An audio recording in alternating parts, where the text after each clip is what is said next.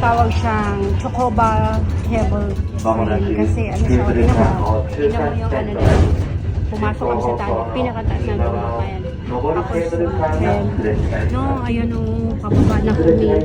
Saglit lang kami kasi yung parking doon ng sasakyan, ano, may oras, hindi na kami mapit sa tayo na ano.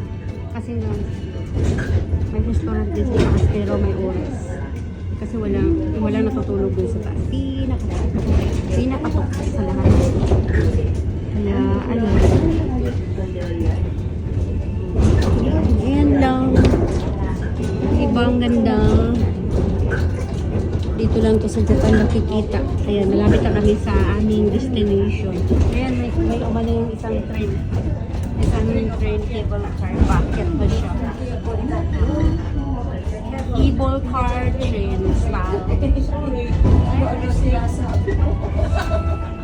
Cable car train siya. Parang train cable car. Diba? Ang galing no? Nandito na kami. Ano pa, yun sa baba.